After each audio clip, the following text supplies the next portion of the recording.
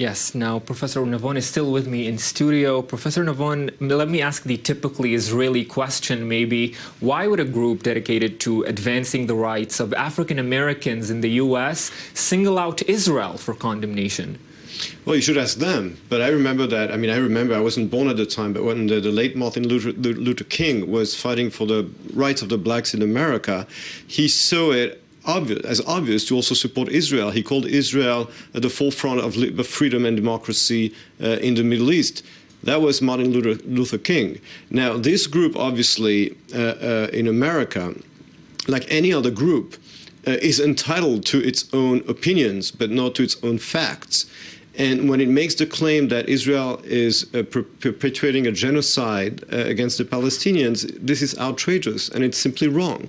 So the question is, why do they make these outrageous claims? And also, if they want to expand their struggle to the rest of the world, which is perfectly legitimate, but why do they focus on one single conflict in the world when there are hundreds of them? I mean, why don't they talk about the occupation of Tibet by China, of Western Sahara by Morocco, of Northern Cyprus by Turkey, etc., etc.? So there's something very suspicious here, and I think it's really for them to answer that question. Why this double standard? Why this outrageous accusations?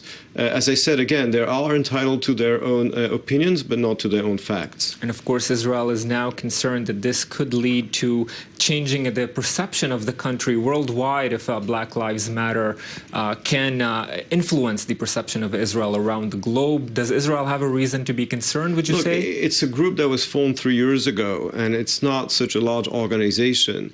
So the same way that, Israel does not have to worry for every Joe Schmo making a comment on Facebook, same thing for an organization of a few hundred people.